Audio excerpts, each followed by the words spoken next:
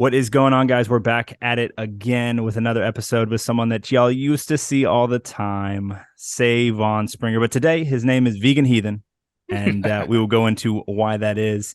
I appreciate y'all listening to another episode of TC Talks, and really going to dive into his journey being an athlete, being vegan, being non-vegan, how we ended up where we're at, and where we are going from here. So if we could, Sae'Von, I know a lot of people here are familiar with you, but let's step back to how did you even become vegan?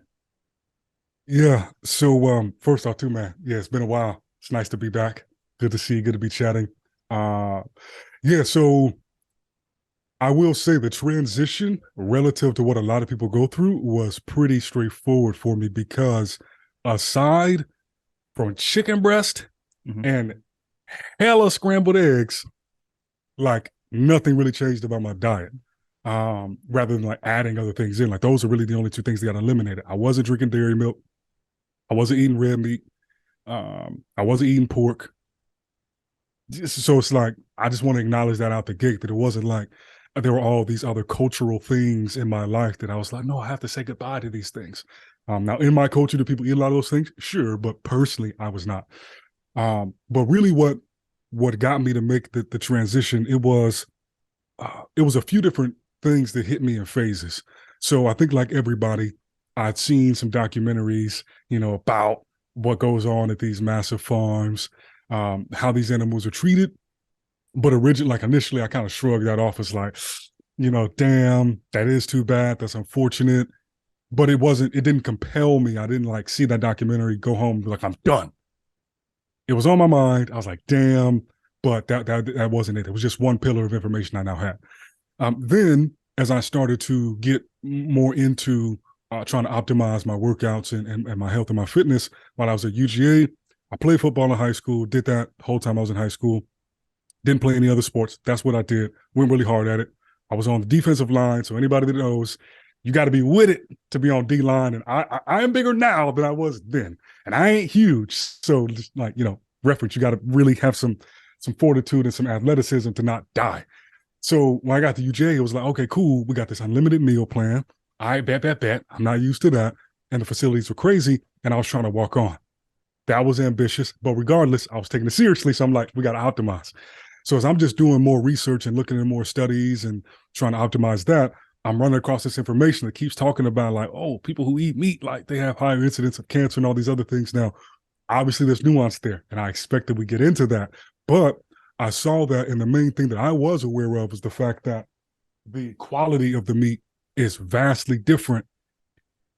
The majority of the meat that people get their hands on is the lowest quality you can get, versus like I've never been hunting. I've never eaten any meat from someone who hunted it or literally had it in their backyard, knew the cow's name, the chicken's name, any of that. And I didn't plan to make that switch. So I'm seeing this information. I'm thinking about the health issues that have run in my family. And I'm like, okay, cool. This is just more data I'm taking in. And then what really sent me over the edge was the non-physical components of it, the energetic components. So one, it's like, and Miguel, we talked about this with him, but when you measure like the angstrom and like the energetic content of the food, generally speaking, the more cooked or processed the food is, it begins to lose that energetic value. So you look at like citrus fruits, they're often really, really high. And then you look at like even vegetables, if you cook the hell out of your collard greens, you like wipe out a lot of the nutrition that's there. And that's like why you actually see the color run in the waters, because it like pulled out a lot of that stuff. But when I looked at what was going on with the actual animal, okay, if it's in this fear state, if it's being tortured, if its whole life is agony, very different from people who actually raise their animals, who have great lives. And then when it's time to do the deed, they sit down with them one day, it's like, look, and they do it quick, they do it as painless as possible, drastically different. And that actually manifests physically in the animal. So cortisol, among other hormones that get released or just stored up in the animal, is actually why, when you look at something like Wagyu beef, why it's so, but I've never had it. I've just read descriptions. Mm-hmm. Why it's so buttery, this, that, and the third is because they have a life of luxury. They get massages, they get to graze, and they have happy lives. And so that translates to the quality of their meat and their flesh. And so on the opposite end of the spectrum is what we getting from Chick-fil-A, what we getting from Burger King, what I'm eating in the dining halls. And there was a video in particular by a gentleman, his name is Ralph Smart. He has a channel, Infinite Waters on YouTube, and I was watching the video of his, and he just talks about like consciousness and what's going on in the world. And he made this point is like, these things people don't tell you when you go vegan. And he was listing off all of these, things that happen because you're starting to detox. You can detox, once again, asterisk, depending on how you do it. And he was talking about like, ESP, extrasensory perception, clairvoyance, just all these other things. Basically, like, you become like an X-Men. And I'd never heard that before. So now I'm just compounding this information. I know how terrible it is, what's going on with these animals. I've heard about seen these different studies as far as how it affects people when they get the low quality animal products. And then I'm getting it from the spiritual component. And the last asterisk, the thing that I learned, it was a documentary called Speciesism, I think is what it was called. And it basically looked at the arguments that people usually devolve into about why it's okay to kill animals and eat them. And basically what it boils down to is because they're different species. Because it's not about intelligence, because we don't say it's okay to eat somebody with Down syndrome or low IQ. And really just when you boil it all down, it's because they are different species than us. And when I looked at that, all this information combined, I was like, fuck it, man, fuck it. And so then I made the jump overnight, cut it all out. Well, cut it all out. I cut out the chicken. I cut out the eggs. Yeah.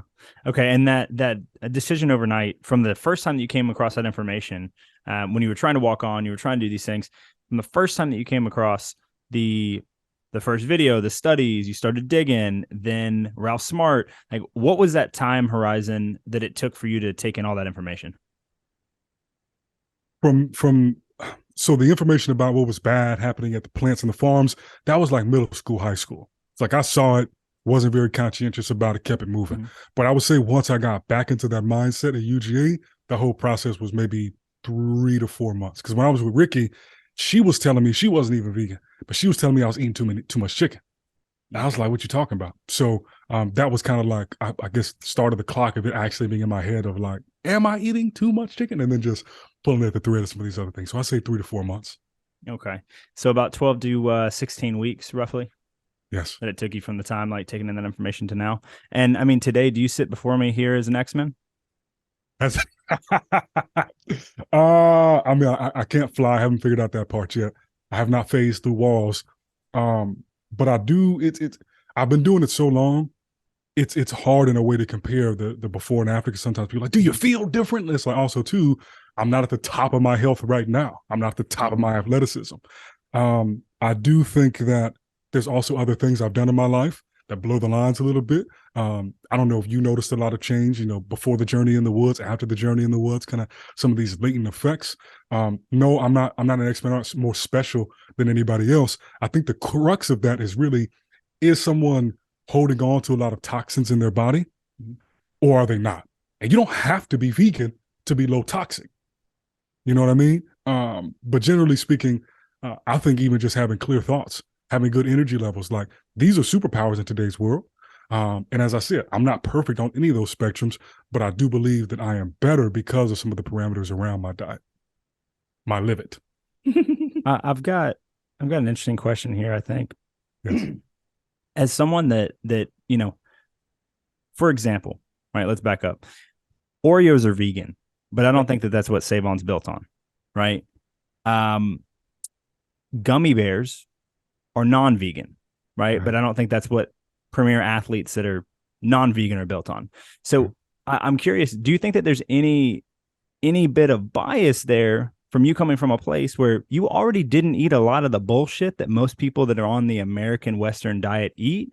Like, could it have been like this was a solid shift for you, a shift that you've been able to keep up, but perhaps it wasn't as monumental as it might be for someone that's eating all the nonsense to go from there to vegan, because you had already incorporated, like, I've never seen you chowing down on candy. I've never seen you drinking soda. I've never, like, there's just things you don't do for the whole time that I've known you, like ever, that I've never seen you do, not one time.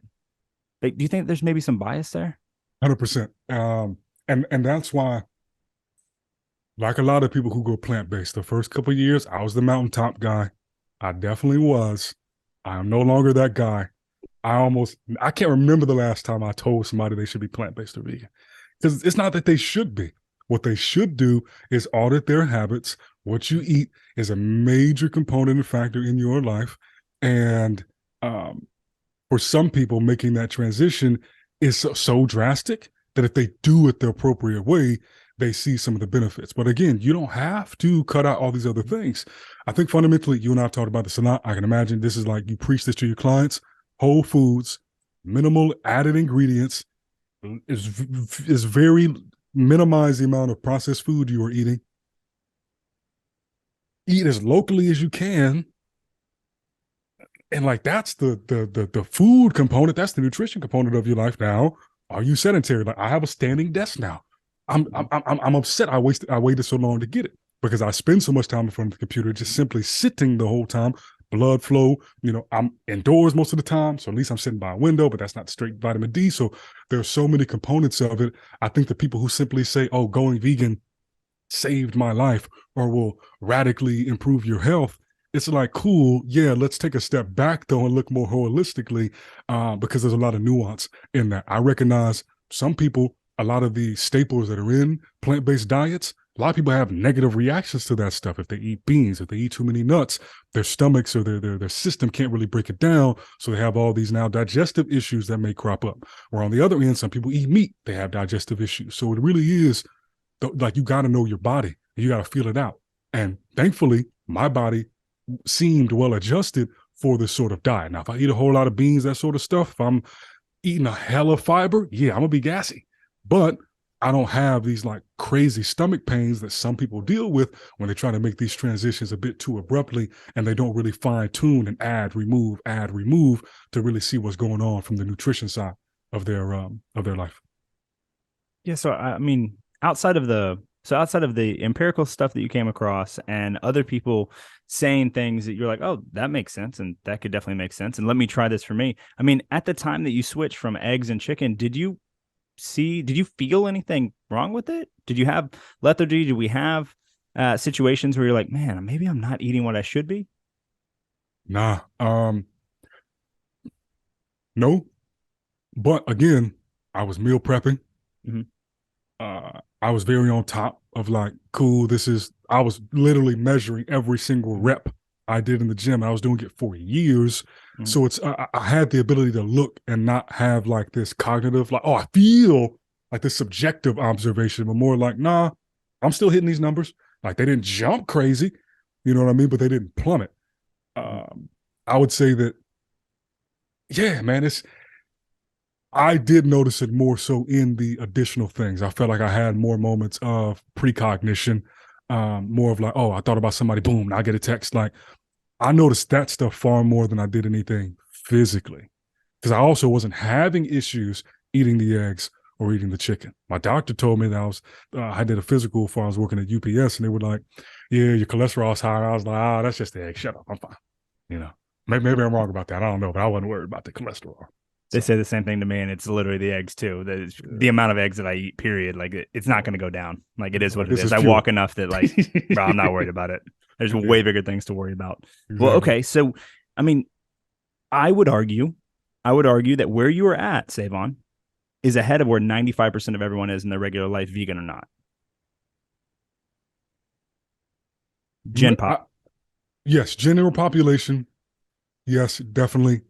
So just to walk people through what something generally looks like, and I will say this, there was much more variety, thanks to my partner Haley, because she's a phenomenal cook and she doesn't want to eat the same thing every single day. Mm-hmm. Me personally, for 4 or 5 years plus, I was eating the same thing every day, basically. But the formula has definitely shifted over the last year or so. Part of that is like having Kai, just me stepping back and like, okay, am I ODing on certain stuff? But generally speaking, breakfast is either oatmeal, smoothie bowl, or it'll be some sort of scramble that Haley whips up. Also, too, I eat tofu. Tofu is okay to eat. Once again, don't OD on it. And the most important thing is that you want to find non-GMO organic, because that is going to minimize the amount of fuckery that goes into that particular, because soybean is like something that grows, right? But so is corn, the same thing there. Like you don't want to OD on some of these crops just because they are crops necessarily. But it is a really dense source of protein. It's very lean. It's very flexible. So It'll be one of those three things. Now, fundamentally, though, we got to go back to like, what do you need? You need fiber, you need protein, you need fats, you need micronutrients. So that's where a lot of the fruit comes in, antioxidants, all this other stuff. So breakfast is usually one of those things. On average, it's probably going to be oatmeal or a smoothie bowl or a smoothie. So with that, you can add a bunch of stuff in. So the additives that are really good, hemp seeds, or additions, I should say, not additives, chia seed, goji berries, maca powder, peanut butter. I'm not sure what I would do without peanut butter. And then like, seasoning, cinnamon is something I like a lot. Yeah. And then I used to eat a lot more greens. I'll be honest. I don't eat as much anymore. I think part of that's because I just got a little lazy. But when I do, it'll usually be something like a spinach or a broccoli. Chard is nice. But if as long as I'm on the schedule, microgreens will make salads with that. So I grow the microgreens. Again, not everybody does that.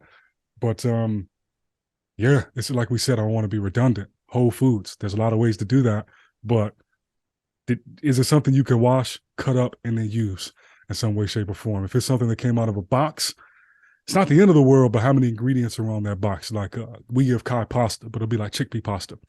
It'll literally have like 3 or 4 ingredients. Now, should that be all he's eating? No, but we're at a time in his life where it's helpful if he can eat the food on his own with his fingers, make sure there's protein in it. It's not just like a bunch of wheat unnecessarily. And again, everybody's body is going to be different. People, some people, what is it these days? A lot of people are doing gluten-free because they're sensitive to that. I'm not super sensitive to gluten that I've noticed, so I don't have any of those sort of limitations. But yeah, and plenty of fruit. Literally eat fruit every day. Frozen is cool.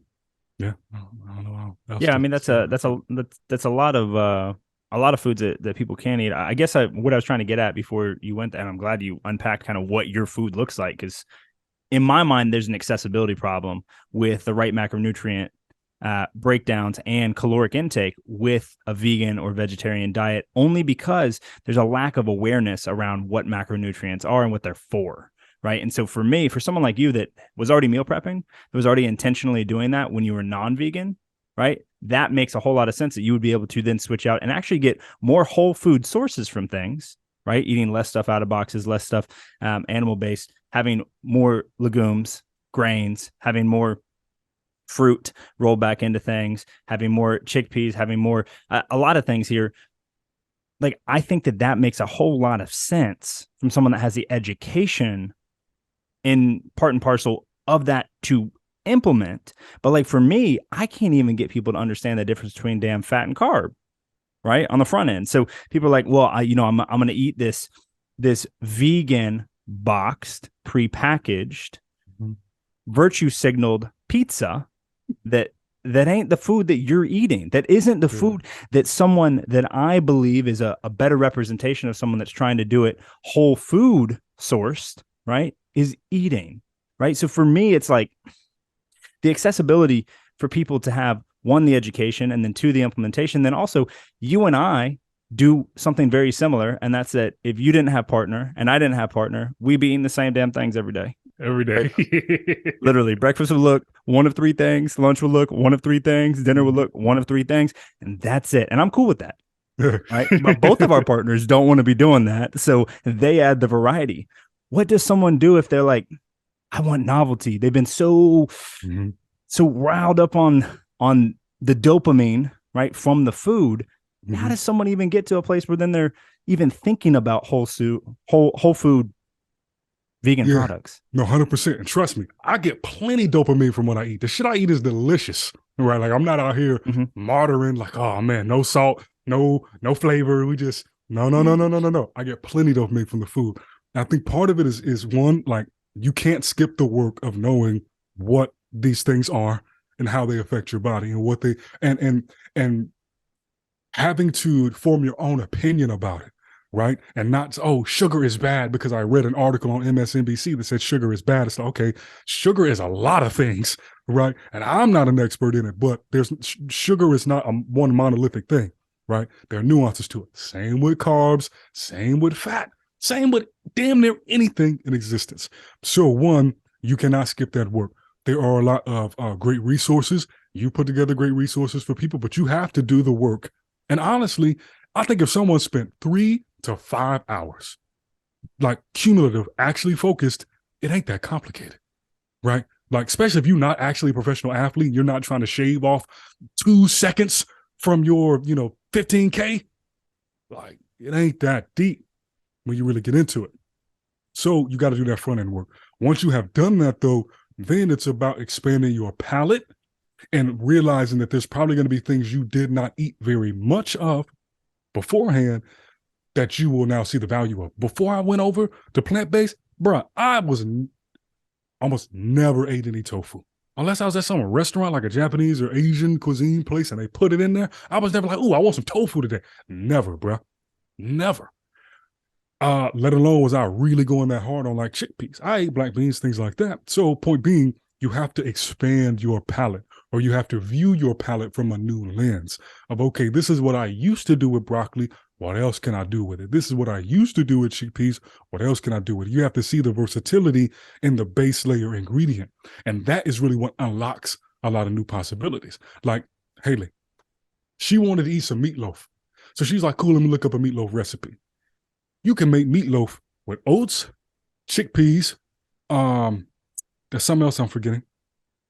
But basically, like, those are the 2 bases.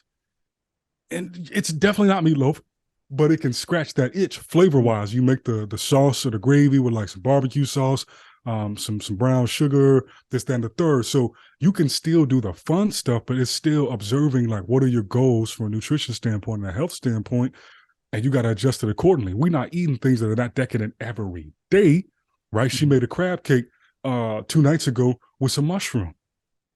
Again, you Like got to portobello? identify. No, it was lion's mane. But you can also do the same thing with jackfruit, right? That's something we give Kosh. He was scrambling some of that up this morning. But you have to expand that palate, and you can do that by going on Pinterest, Googling it. Like, there's plenty of influencers. That's what they do. They show you delectable, pretty food that is of X diet, whether that's pescatarian, whether that's keto, whether that's carnivore, whether that's, ancestral, whether that's plant-based, whatever. I promise you somebody out there has put a menu together for you. Get your ass a cookbook. All right. And then from that point, also recognize from a restaurant standpoint, where are the new best options? We eat kava every week. Every week. It is a part of the menu. There's a day, Haley, most nights, when she's, over the food, she's going to be cooking. I might do that. I've been very off balance the last 2 months, probably barely cooked it all for her, unless it's like oatmeal or smoothie bowl. But that's just in the menu of like, okay, cool. If it's my job to handle dinner Monday night, Tuesday night, whatever, that night, I'm just going to go to Kava and get us a fat ass bowl of some basmati rice, some lentils, hella falafel, and then dress it, with olives and cucumbers, this, then the third. But you just got to rework your mind, rewire yourself to look at food, from it's a fuel standpoint. And I can still do the thing where I just want to scratch that palate itch, but you can probably do that and still keep it relatively healthy or clean. But it's a whole reset. That's regardless of what diet you're switching to. If you're not making that change cognitively, you're going to struggle on any of these diets. Yeah, even perhaps carnivore, going anything that's restrictive or is the word I'm looking for. It's an exclusionary. Like any exclusionary diet. If you don't plan ahead, good luck. It sounds to me like a lot of people like to single out vegan diets as being too difficult, or hey, they're too hard to do. Do you think that that's a culture thing, or is it truly just too difficult to do? Sounds like a lot of work. I think it is. It can be a lot of whole food-based diets are difficult. If you don't like to cook, if you live in a food desert, if you don't have access to a variety of these things, all of that makes it difficult. But it's the difficulty is in inverse relation to the amount of information you have gathered and work you have done to know how to make it easy. And, we're talking now, I'm X many years into this plant-based journey, which was X many years. I started being like anal about my diet in like late middle school, where I would just look at shit and be like, I'm not eating that, for a health reason. Not because it was like, oh, it was animal or is that third, but just on the premise of, is that good for my health? And I think that that's the main hurdle most people got to get over, and not thinking, is it good for my waistline? Is it good for spring break? Is it good for my health? And even oatmeal in and of itself is fine, but I had to recognize the signs of my own body. The way I was putting my oatmeal together, and I never measured it, but I could feel it was giving me like a blood glucose spike, because after it, I would always get like mad tired. And I had to readjust things and be like, damn, it's convenient right now. It's really good. But if I eat that, I know that like I'm going to have a major drop off in productivity and focus. So I don't eat the oatmeal as often. And if I do, it's much later in the day, and it's not nearly as big of a portion that I used to do, because to your point, getting the caloric intake in, you got to think about how you want to go about that. So no, I don't think it's particularly something that is unique to the plant-based diet. I was aiming to do, a little asterisk.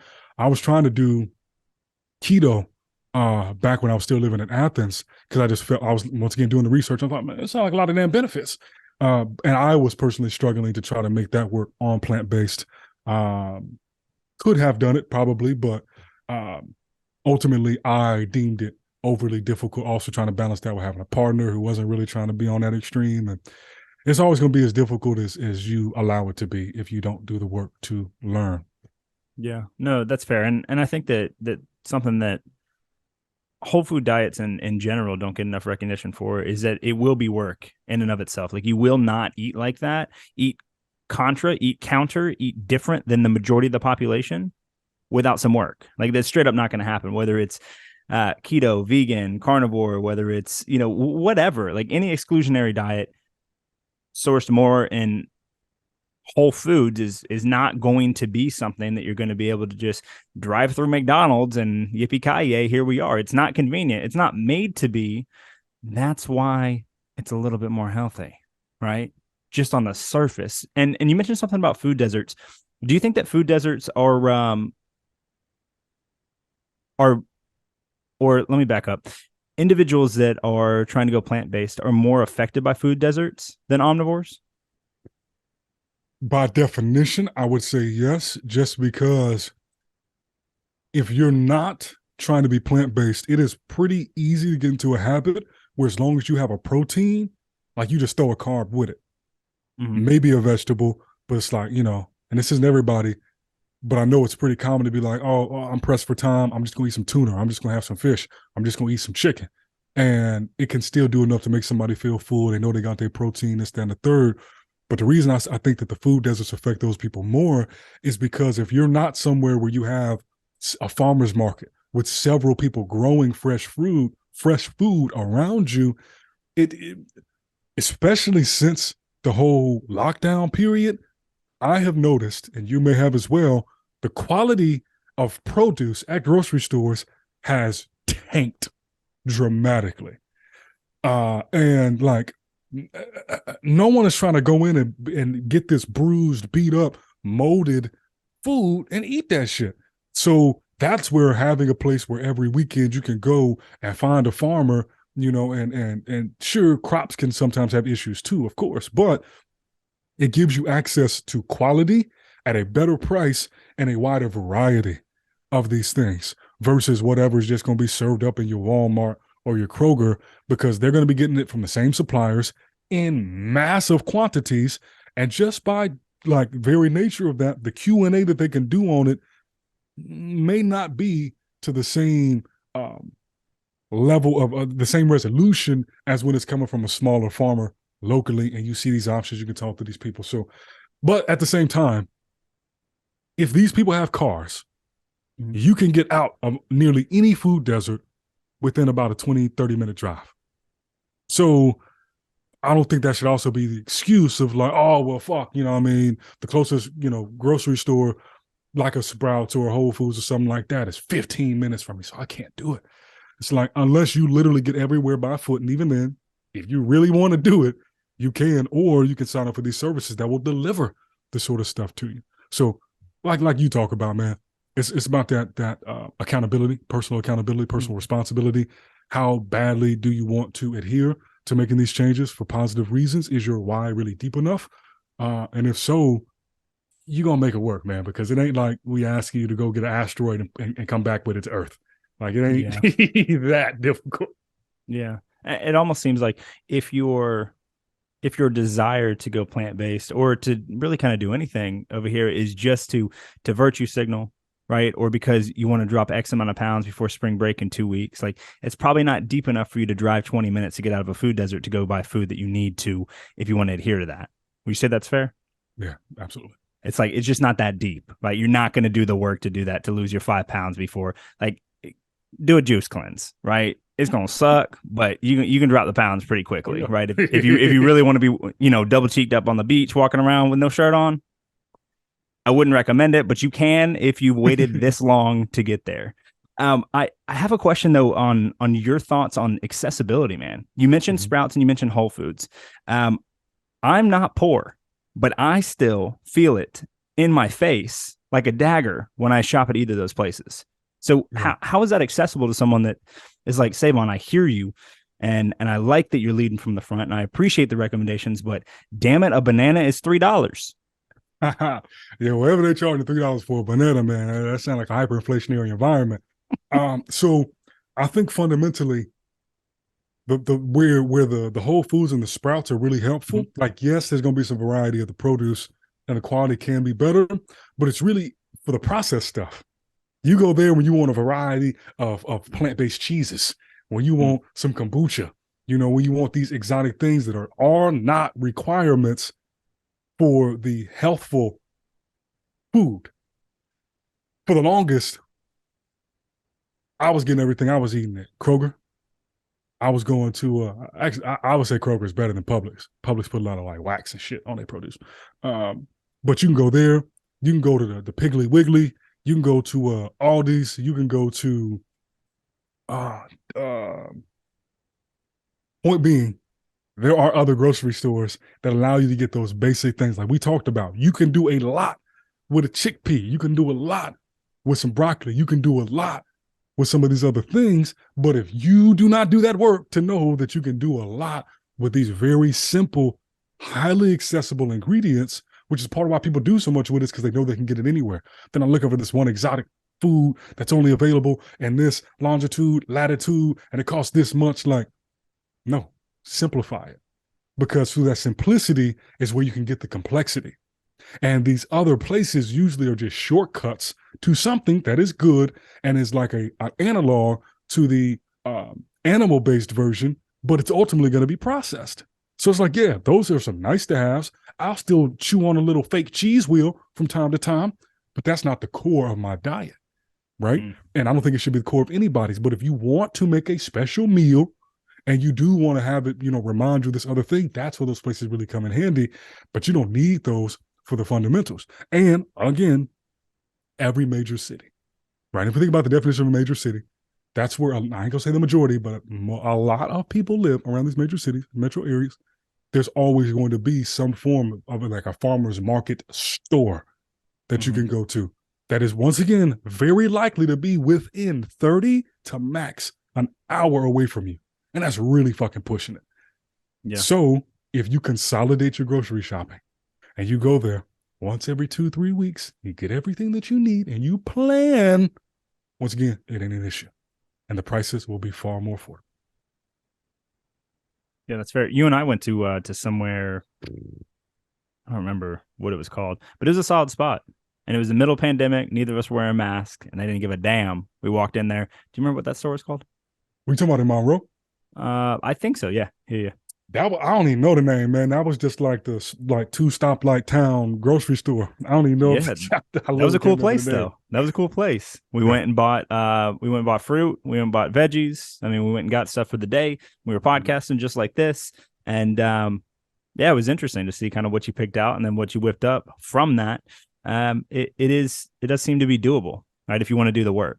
But I think that we have a problem with not wanting to do the work and wanting all the results. We want instant gratification. Hey, give me this health that I'm looking for to get from being plant-based, but I don't want to do any of the work. I don't want to do any of the education. I don't want to do any of the research or figuring out how I can get the same texture or close to texture from meat, but from a plant-based source.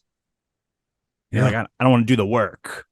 No, 100%. And I think that because so many things are packaged to us, Mm-hmm. it makes it so much less attractive to get the non-prepackaged version. Even like juices and smoothies. You know what I mean? There are plenty of places now you can go and you can get you a high quality juice press, cold press, or smoothie. But if this is really a lifestyle change, you could also buy a quality blender and then do it yourself. You know, it's like only if I am desperately like hungry or extravagantly lazy or don't have the ingredients, well, you see me buy a fucking smoothie. Because otherwise, I'm gonna just go to the crib and I'm gonna make it.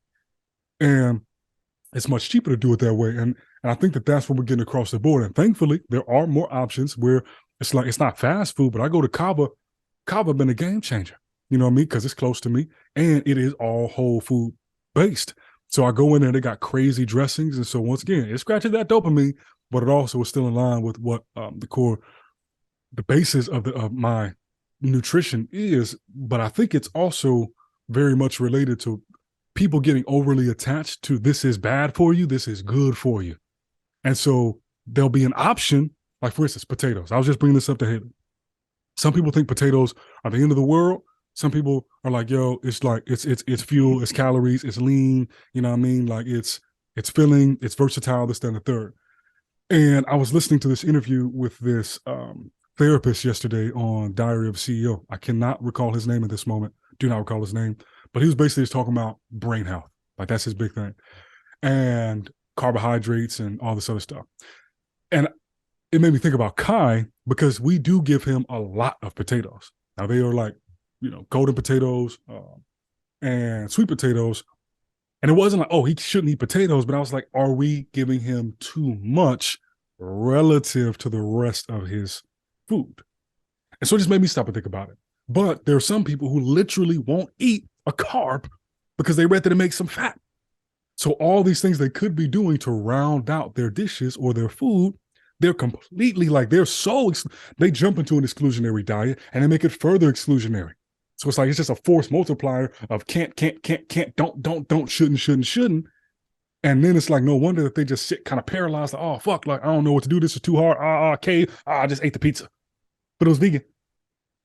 And so ultimately it's like, I just think like they're all related to the success or the failure that somebody's going to have, regardless, again, of the form of diet that they want to adhere to.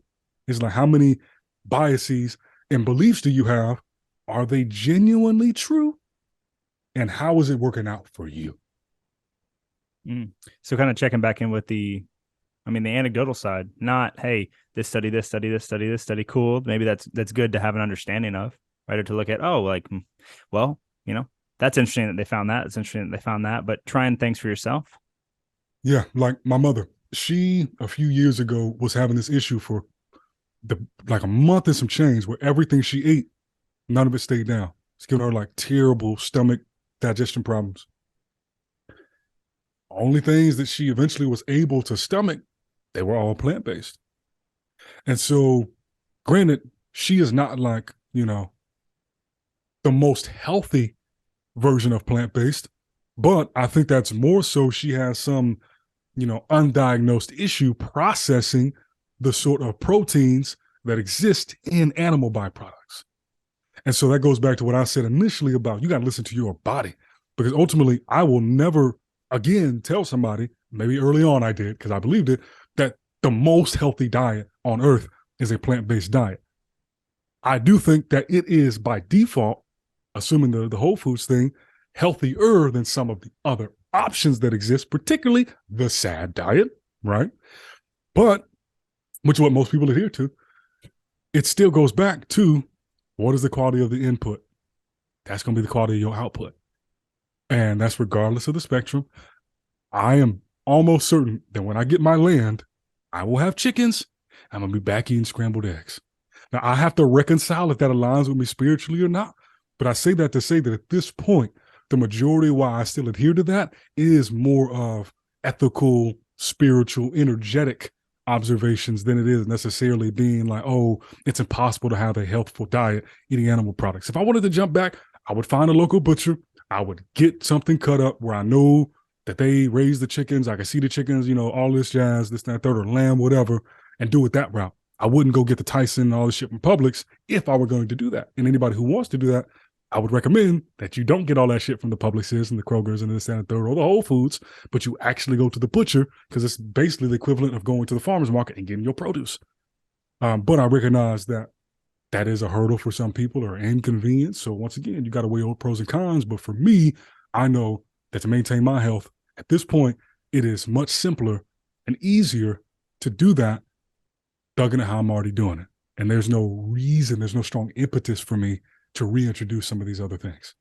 Personally, if my body was reading differently, if I was just having like an immense time or struggle with protein or something else like that, I would reevaluate.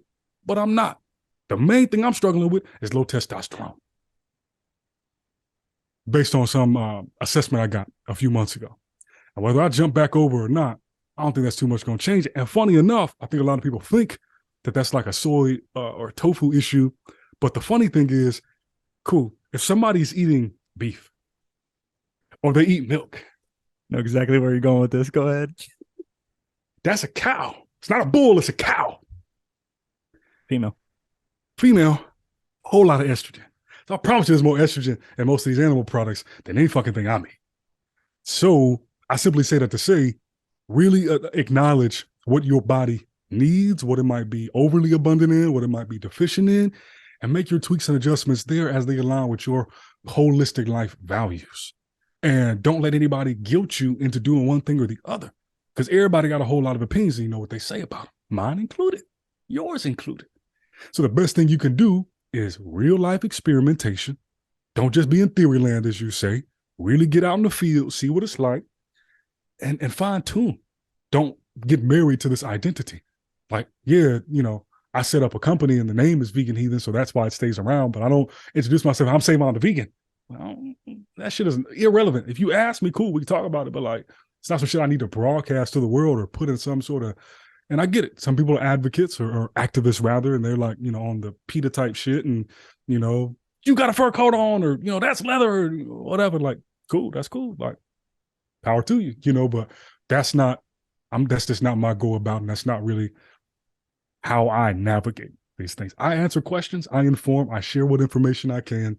I try to be a walking testament, and I'm, I still got about another 10 pounds of muscle to put back on, but I think that even where I'm at right now, most people look at me like, you're not going to think, oh, that's some vegan deficient nigga. It's like, it wouldn't even cross your mind. And if it is, like, well, try me, nigga. Yeah.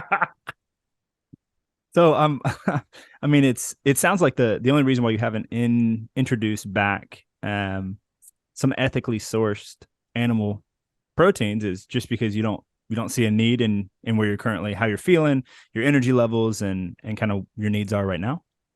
Yeah. And it's that, and it's also, that's probably the major thing, in addition to being an example. And what I mean by that is with my son, I'm not going to lord over him his whole life. Oh, you can't do this. Mm-hmm. Obviously, my job is to guide him, but I also don't want to be hypocritical, because until he can go buy this shit himself, he's around me, around his mother, he is going to be eating plant-based because of the information that I do have, and I'm not buying these other things. Now, if I start, I have chickens on my land, if I decide I want to be a rancher, I have some cattle, that sort of thing, different story.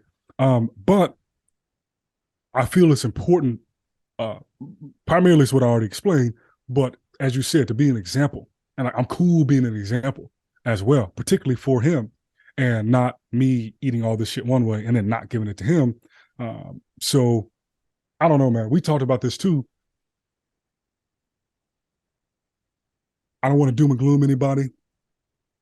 Things can always go one way or the other, but I also recognize if the environment, if the situation were to change drastically enough, and access to what I currently use for protein were to just like dry up, go away, your boy eating meat, because I will make that adjustment. But that's not the scenario at this point, current moment in time. And yeah, I just don't feel like there's something strong enough compelling me to jump back to it at this point. So I don't know. I can be extreme that way, but it's like, cool, things are working as they are. So like, why would I really be adding it back in? If I still feel what I do about the speciesism, and it's like, is it really my job to sign off? And knowing that going those like direct to rancher routes are not cheap. You think some good produce is expensive. But yeah, I won't sit here and say that I'll never eat meat again.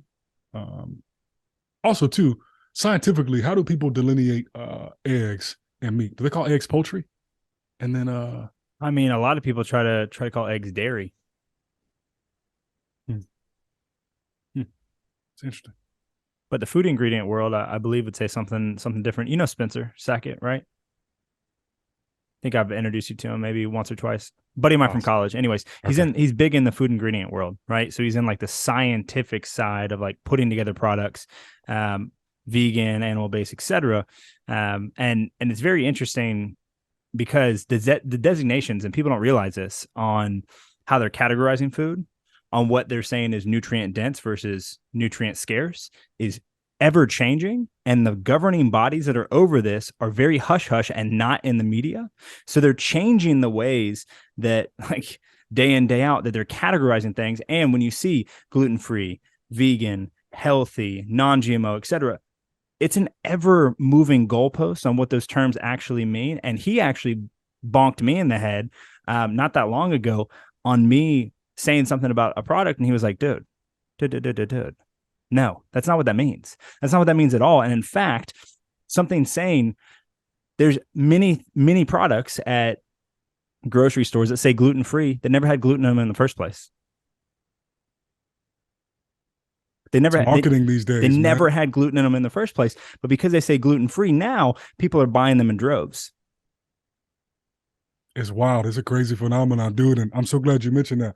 I need to send the link to you so you can check it out and share it with your audience. But there was I forget the woman's name, but she was somebody who heads up one of these like food governing bodies in the United States. And I want to say she's a professor at Harvard or Yale. So, it's like checkbox as far as automatic authority, but no questioning. On everything. Everything. They fuck, man, I gotta find it, right? But like the source that came through was very, very solid. So like, I don't doubt the validity of this, but I will say on record, I did not go find the study that said this. But apparently, and this was another gentleman who like worked in like big nutrition, selling, like, the marketing behind that and finessing it a bit. This entity, this organization this woman heads up, paper that she like helped co-author, was saying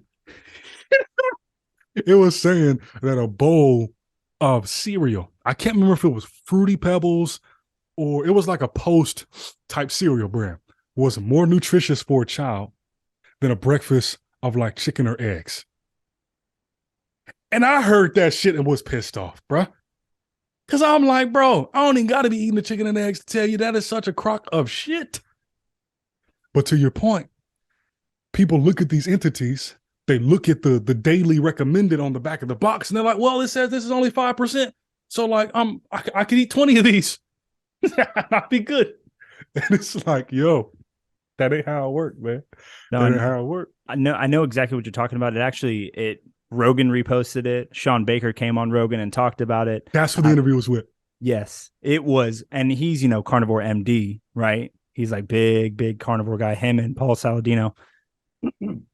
But we'll have to put the graphic. I'll link to the graphic in the white paper that they released, that the federal government released. It might have been NIH or FDA or someone. Mm-hmm. Someone released it where it literally had like the nutrient density and like healthy to least healthy.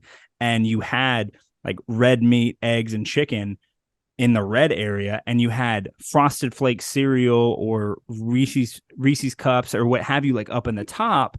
And you're like, hold on. And just egg was at the top, right? And some of these other things that are like Impossible Meat and Beyond Meat, right? That are also not the types of food that you're talking about that you eat every day, man. Yeah, well, we can get into that. We can get into that. Legitimately, you said earlier, right? Whole foods, where the foods that you're ingesting are the ingredients and other things, not foods that have silly amounts of ingredients, right? That's something that came out of your mouth earlier, right? Yeah. Impossible Meat and Beyond Meat have maybe 65 ingredients. Bro, they got the craziest chemist in the lab. Like, how we make this shit bleed, bro? How we do? And I'll tell you, It's delicious. But and I'll just go ahead and TLDR the whole finesse. All right. So the UN, it really goes up to the Agenda 2030, the Economic Sustainable Development Goals, right? The SDGs. They are trying to create a world in which no one is hungry anymore. Okay. And so the way that they assess that is purely calories. Did this person reach, like, are they getting this many calories a day? They don't give a fuck about the constitution of those calories. They're just trying to hit these calorie numbers. All right. Now, I'm being a little bit, abrasive here. There's some nuance, but basically, when they talk about the whole you will own nothing and be happy, you know what I mean? Like everybody, like there will be no more starving, There's these asterisks along every one of those goals as far as how they achieve them. And it has absolutely been demonstrated that there has been a coordinated effort on local farmers, ranchers, cattlers, anybody that is stewarding and owning land and trying to make that land productive in the form of crops or livestock. And this has been going on for decades, where they are systematically trying to remove these people from being in those positions because they want to have a centralized control of the whole food supply. And so when you do that, you make it where people don't even have the option to go get high quality, well cared for livestock. On the other end of the spectrum, you do the same thing with the produce. And so eventually what you wind up in, what they want to happen, right? I think we can fight back potentially, right? Trying to be optimistic here, but they got a lot of resources. They strong arm folks. And when that doesn't work, they direct storms to their land and they fuck it up and they fuck up their season. And then these people go bankrupt and then they lose it that way. So the game is deep. The finesse is deep. It's fucked up. But that's where all this other stuff comes in, these synthetic meats. And I'm sure people have seen the memes where it's like, you're eating these cockroach sandwiches and they're like, oh my God, delicious. But the point of that meme is that in a world where you vastly reduce the freedom of people to select where their food comes from and not get it through Monsanto or Tyson or any of these other companies that have American names but have been bought out by Chinese companies or other foreign entities who, keep in mind, their whole thing is domination. They want to run the chessboard, right? So maybe it's not in their best interest if we're healthy, thriving citizenry. Maybe it's in their best interest if we are dying from obesity and we're dying from all these other issues. So what you do to keep the proletariat satisfied is you bait and switch them and you say, okay, sure, there's no more red beef, but we have this alternative that's just as delicious and gives you the same experience. And it's like, cool, if we had that as an option and you can still go get the real deal thing, cool, like no harm, no foul. Giving folks options. That's what capitalism, free market is supposed to be about. But when you systematically remove, and also beef is a whole food. When you get it from the source. Now, when you go to the store and they add all these dyes and all these hormones and all this other crazy shit to it, it gets a little bit different. But when you just take a chicken, you take a cattle, livestock, those are very close to whole food as you can get. So I just say all that to say, to add the context, I'm sure a lot of your audience is informed, but some people may not really know why all of a sudden the Beyonds and the Impossibles have gotten pushed so heavily is because the right organizations got in place as investors to profit off of these businesses growing, and they want to have the switch in place so that even if they get to the point where they don't tell you anymore that that's what you're actually buying, that be what you're buying because it is so close that the untrained eye wouldn't even recognize the difference. And now you think you're buying, grass-fed beef, but then they just had the labs in the cooking or in the lab, the chemist in the lab getting to work. So, yeah. When those same people that you're talking about also are behind the, the graphs that are coming out, the studies that are coming out, the news articles and the headlines that are coming out about how, American raised beef is causing this, and this. And so we have this other alternative where you don't have to have the same treacherous emotional damage done to you by eating it, right? And it's also micronutrient as close as you can possibly get. And it also has all of the bullshit taken out that you don't need. And it's cheaper and you can get it faster and it's found everywhere and doesn't go bad. So you can buy a lot of it and put it in your fridge and keep it. Isn't that the same thing that we're talking about with Jell-O on the shelves? Isn't that the same thing that we're talking about with Haribo gummy bears? What do you think the shelf life of those kind of things are? Years. They can just chill. Same thing with a lot of stuff that's whipped up in a lab. Right? Very interesting. Yeah, man. Very interesting. It ties into the climate narrative. It ties into so much stuff that it's like, I make anyhow, that's a whole side of it, man. And, once again, I won't pretend like I've never eaten that stuff. Stuff fucking delicious. I go to a restaurant, sometimes they have it in the taco. It's like, oh, makes cool. But I'm not eating that shit every day. We don't buy any of that shit anymore. Because it's like, 1, 2, 3, 4, 5 recipe changing. It's like, all right, man, y'all doing the most of this shit now. A few years ago, there's still some lab shit, but as you see them get deeper, and I didn't even know about the shelf life fucking thing on it, but yeah, so it's like, anyhow, you gotta make these choices. Like, would it be delicious? Sure. There's plenty of other delicious things. And that's the thing about cravings and desires. If you go ahead and you satisfy it with the right thing, that little notification bell in your brain stops. It's like, damn, I want a piece of cake. Go eat you some fruit. Come back, tell me you still want the cake. You ain't gonna want the cake. Because you gave the brain sugar. You gave the body sugar, but you gave it the right kind. Again, doesn't mean you can't eat cake. My mama made me a cheesecake. I had some of it. I might have some today. But point being, it's like we ultimately have to stay in control of what it is we're putting in our body because, yeah, like while we still have choices in that domain, we should probably exercise them to the best of our ability.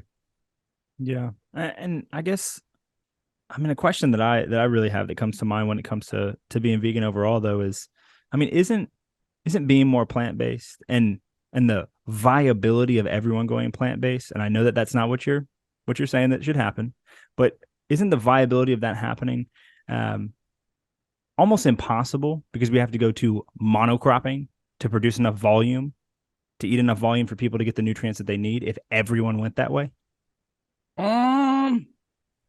So right out the gate, I'm not going to pretend like I have the right answer or the like data informed answer, but I'll walk you through my thought process there. Okay, cool. I don't know that monocropping would be what we would have to resort to. Well, let me take it in steps. First off, I don't think monocropping would be what we have to resort to because if we still kept a seasonal rotation on these plots of land, you basically just, you repurpose and you change the form factor of how you actually do the farming. And that's where vertical farming would come into play. Also, I don't know if like that math actually is true, first and foremost. But I appreciate the asterisk. Like, hey, here's where my head is at. I don't know if I'm wrong, and if I'm wrong, cool. We're still going to walk through it. Go ahead. Yeah, no, 100%. But I do see how that could be a concern. So I'm just walking through like what would possibly be the solutions. Mm-hmm. I know vertical farming is something most people don't even know is a thing. That's how I grow. Literally, it's like by definition what it sounds like. Instead of growing wide, you grow tall, and so that's how I do my microgreens. It's 2 feet by or it's 4 feet by 2 feet basically, and I'm able to grow 16 trays at a time on one thing. And if I try to do that all on one level, it would take up half a room. And so I'm able to do that vertically. So that's how you get around some of the space limitations. Now, as far as if you're trying to do it on like fertile land, I'm not sure if you'd be able to do that. But truthfully speaking, you don't actually need the land to do it. You still want the land to be doing something productive so the land stays rich.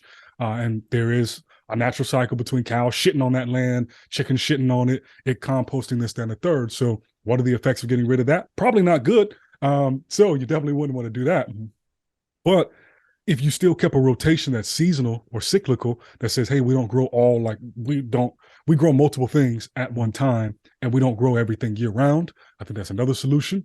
And it's not like the only thing people who are plant-based eat are plants, right? Well, shit. I had water. Beans are plants. That's an interesting statement. Chickpeas are plants. Yeah, no. I had to catch myself there for a second. Yeah, I guess technically, I think when I think of plants, a lot of people, I think about vegetables Flowering and plants, fruits. or yeah. Yeah. Not like the wheats and all these other things, the beans. So, yeah, no, I don't know. I'm not going to run the math on that shit. I don't think I don't think we get there. If we do get there, I definitely don't think it's by choice. I definitely think it's like a part of the finesse if they try. I don't want to see us get to that place. Right. Yeah. But that may be controversial. That may seem contradictory coming from me, but personally, and something that we didn't get into, we talked about this at your birthday hangout. And I also know that don't want to keep this too long, but this has been fun meandering a bit. Okay, cool. Another asterisk. Let's presume everybody comes from Africa if we go far enough back. Cool. Now let's look at it from the more what people mean when they say, where do you come from? Where are your ancestors from? Because they're going to be wherever when it got scattered and people are now from different regions. That's what I mean by people being from different places. All right, just want to throw that asterisk in there because sometimes that'll come up, right? But there's a huge variety and variability based on what your ancestors ate and how that shaped your own body. And I have noticed that generally speaking, the folks that I come across who are most successful, when I say successful, I mean they are able to maintain their health. They're not eating the processed stuff. And if they're athletes, they are athletes of power and speed more than they are endurance. They're fast twitch athletes, not slow twitch endurance athletes. On plant-based diets, generally speaking, those tend to be melanated people from what I have seen. And they thrive on it, can thrive. Whereas people who thrive on organ meats, people who thrive on like sometimes eating the raw shit, generally are Caucasian folks, Europeans. I don't think that's a coincidence. There's other nuances that we talked about a little bit at your function, but I say all that to say your own genetic disposition is going to have a massive effect on what is and isn't sustainable for you.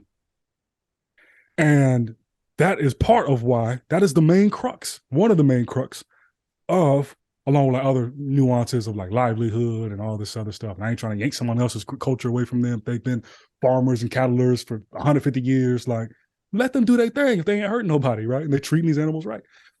But that's why, like, that's just another reason it'll be a disaster to try to force everybody to one nutritional way of life, let alone the economic knock-on effects, the psychological knock-on effects, the tension that would likely cause, just a whole lot of like, when has it ever been good for there to only be one option?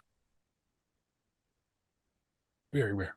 Very rare. Computers can't have one option. They won't work. The whole mainframe will shut down. Yeah, that's fair. Yeah. Okay. Now, but you did mention something else, and that's that on your own land, right? You mentioned now a couple of times chickens, livestock, and then also growing on your own land. And something from our dear friend Miguel before I hopped on here. I asked him a question, and I want to pose this question to you too. Yeah. And I'm going to tell you what he said after you give me your answer. And then I'd like to kind of unpack the two. But what I asked him was just what is most difficult about being plant-based or vegan today in 2023?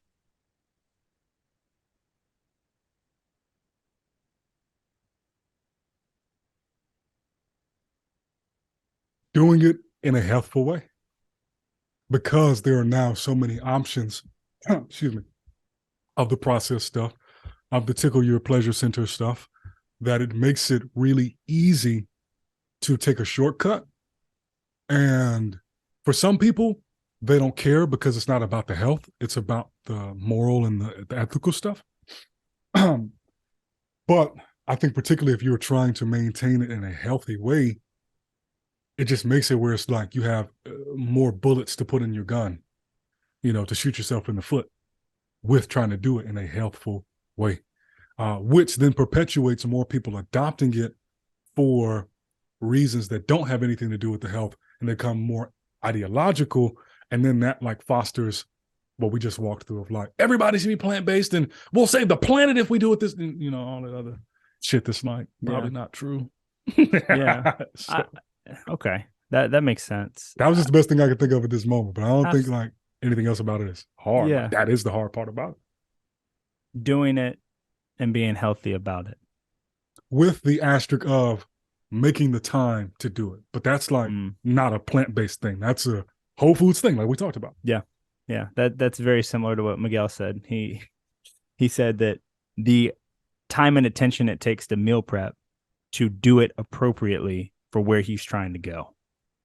Right. Which is the exact same thing, right? Just in different words, like eating for health, right? Wanting to adhere to plant-based, but then making the time and having the information to spend the time to do it so that you can prep appropriately, especially also with a new kiddo, and a full-time job and a wife that works, and like a lot of things going on there too. So it's interesting that y'all did not rehearse that ahead of time, and you have the same answer there. You have the same answer. Yeah, man, been on the journey for a minute. It's like, ain't much hard about it other than that. Yeah. One more thing I want to unpack before we get out of here, and this might ruffle some feathers from some people that are listening. You mentioned ethical, right? And I get the argument on livestock. Like, cool, we don't want to be sawing chickens' heads off with pressure washers. We don't want to be shooting cows in the head with a shotgun. Like, I get that, and I can get on board with that all day. But to produce a large quantity of veggies and fruits on farms without livestock, you have to kill every single rodent, bird, squirrel to yield the crops to the quantity that you need to feed the people that are going to be eating it. So how can you abdicate responsibility for killing animals when you by very nature can only have these crops by killing everything in its wake so that it survives? So I think that's a hyperbolistic statement on purpose. You don't actually have to do that. But if you want to maintain the maximum yield and not have these rodents eating into your shit and causing infestation, then yes, one would try to clear the whole area. So again, I'm not a professional farmer, so I'm speaking from the information I do have and my own logic as someone, with the ability to logic. You can clear an area with non-toxic, so for instance, like vinegar. Sometimes just the smell of what you put in the area will keep a rodent away. You can put out certain crops that if you buffer it with, I'm just using examples, not saying these are the ones, but if you put marshmallow, or you put something else with a strong odor around the main thing you're trying to grow, again, these are ways that will just naturally repel certain pests and animals if they're on the small thing. Usually it's the small things that are the problems at scale. Now, if you have something like deer or wolves or coyote, put up a big ass fence, right? Now, granted, I still get it. Like, you're kind of kicking the can, and like, if they can't get into yours, they may go to somebody else's. And then if they just boom, boom, boom, are they just going to be like walking down the street, coming in the neighborhood like, yo, we don't got nowhere to go. We hungry though. So now they're eating on little Timmy down the street instead of the crop. So I think that's one nuance. But that's like the defending, like, no, that's not a part of it. Even in my personal life, man, whenever there's a bug, I'm like, man, fuck. Like, do I try to catch this motherfucker and get it outside, or do I just kill it here? And if I kill a cockroach, I kill an ant, or I'm killing the deer. If we're back to the speciesism thing, they all equal. So yes, there are contradictions, and I do not have a perfect right answer for your ass. I don't think anybody does. And if they claim they do, they capping. So I think what most people are doing, regardless of the fallacies that they create in this logic, is they are trying to say, okay, they're using like the sentience and the intelligence and the emotion, the feeling hierarchy as far as how they look at these animals. But I'll promise you, most of these people are still savage with the bugs, savage with flies, and they don't think that has anything. I've never seen a PETA campaign protecting insects. We will never see it. So, like, fundamentally, that's a paradox. I think what one's argument would be is at least you're saving these lives. And the rest of it, I don't know. Like, we would get to eventually, we figure it out. I don't fucking know. Not every insect is as critical as bees. but they're all here, so I guess they have some reason. It's like somebody's eating it, which is somebody's eating it, and boom, boom, boom, boom, boom. But yeah, man, like that's the ultimate paradox. When you talk to a vegan, is like, what's the answer? Like ask them, do they kill bugs? If they're doing it for ethical reasons, you know what I mean? And if they say yes, as long as they can acknowledge that it's a not fallacy, what's the word? A contradiction. It's a flaw in the logic. It's literally just straight up a flaw. It's an exception that they're making. Mm-hmm. It's a caveat. Mm-hmm. Then I think that like at least they are maintaining some degree of intellectual integrity and honesty, instead of trying to like logic why they're not the same thing. And it's okay to kill the insects, but not okay to kill the animals. I'm doing my best not to make that logic and that stretch, but explain how people try to work through it, and acknowledging that I am definitely, one of those conflicted people. And 100% intentionally meant to be inflammatory to just see where the logic is, because that's an argument that is made a lot. Like, I would never kill a chicken, but I'll murder every mosquito. And I guess, that brings me to this last thing that's kind of on top of that. I get if vegan heathen industries was a thing today, right? And you had a farm and you had land where you were raising livestock, or you were just cropping, right? And no livestock.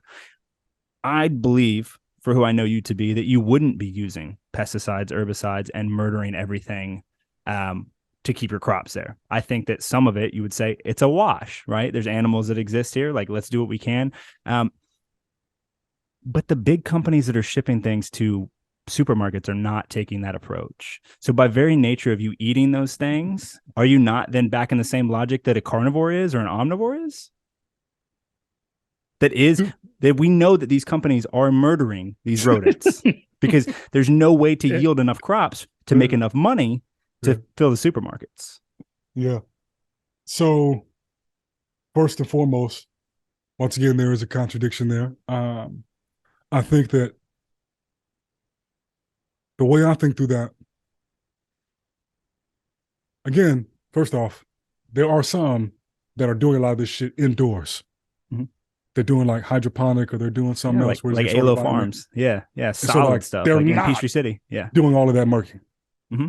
Because it's not good. Like, they want to control every condition and parameter. Mm-hmm. That's why I grow things inside. You can control the conditions and parameters. Mm-hmm. And more people are doing that, particularly because they're having less and less land. But in the event of the question that you just posed, mm-hmm. if someone is a heroin addict, okay, should we just also get them addicted to meth? Just because they're already on heroin? No. Would it be beneficial if we almost actively try to make sure they didn't pick up additional addictions? Like murdering animals? We're talking about the drug addict. Yeah, I hear you. I think stepping down addicts would be a sizable thing to do, for sure. I think that's like the root logic. Is ultimately there are far fewer animals being killed, because effectively when you do it, you're kind of doing it like once. Maybe you're like displacing them. I'm gonna have to go undercover to one of these big ass farms and actually figure out if this is the truth or not, because I want to believe you. You're not a liar. I want to believe you. Once I don't know this for a fact. This is my logic. I'm saying for sure. The main time that you would do it, and also I'm assuming like this is from the standpoint of you setting up somewhere to do it indoors. Because more and more places are doing it indoors. If you're really doing it scale, you're not doing that shit outside.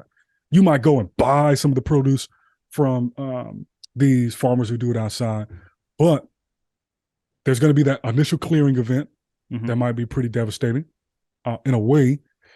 But yeah, I think fundamentally that's the logic. Where are more animals being killed? In the process of growing produce, or in the process of killing animals for us to eat them? I think it's pretty safe to say there's way more animals being killed in the process of us eating them than them being killed in the process of us growing food. Would you say that's a fair perspective? Yeah, I mean, without having any empirical data, yeah, I would make that assumption. Could you logic how more animals get killed growing produce than of killing animals to serve at fast food restaurants, have it always stocked at every grocery store on earth? Can you logic how there would even be possible that more animals get killed growing the produce than killing the animals to eat. No, what I could logic is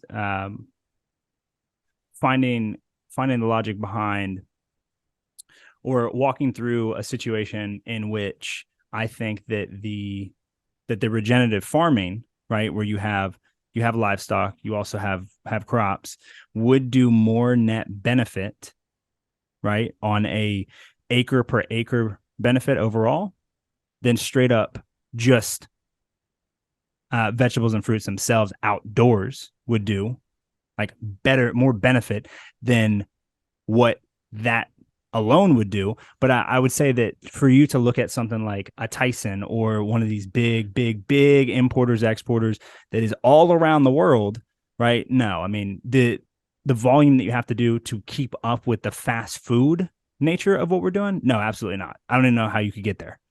You could make an argument all day. Like, I don't know how you get there. And thank you for using that particular term. I 1000% agree with you. Regenerative farming is like the best solution to all of it. And your runoff is clear. That's it's not like brown. what I would be setting up on my land. Yeah. Which is why it's like hard to just do one thing versus like creating an ecosystem where everything feeds to each other. Yeah. Where, yes, the livestock feeds into the crops, feeds back into the livestock. Like when like stuff is ground back in after death, like there's just so many benefits, and your runoff is clear. Because there's not a need for pesticides and herbicides and other stuff. There's no need for it. But it's hard to do at scale. And really, it's not hard. It's not hard to do at scale because it's impossible. It's hard to do at scale because we have consumers that want food faster and cheaper. And that way is not the way that you establish those two things.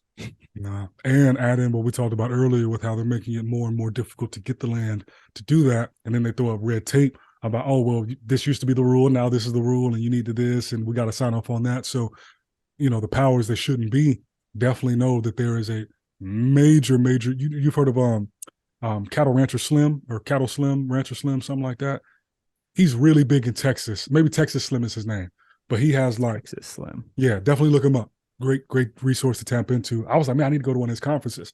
But like permaculture, regenerative farming, like that is the solution to just reestablishing balance in the ecological environment. And you can do that at a macro level or a micro level to begin with, as more people reach onto that. But we got to change a lot of the mentality and get people back to that locally sourced mindset, knowing it's okay to wait, 10, 15, 20 minutes for your food versus 2 minutes. Like that difference is massive. And what the impact would be. So thank you so much for mentioning that before we got out of here, because I agree 1000%. Yeah, bro. Will Harris is a guy that I heard on Joe Rogan. That is someone that I think you should check out too. Regenerative farming, ridiculous. Kind of goes into Whole Foods and the greenwashing and the marketing behind, and his runoff right next door to another farm that uses tons of herbicides and pesticides. And that literally there's a spot in the river that they both dump into where his water that's clear turns into black. There's a spot where it literally changes color, and it's like that the rest of the river. As they say, it comes out in the wash. For sure. Well, dude, I really appreciate you making the time. We are a little over an hour and a quarter here.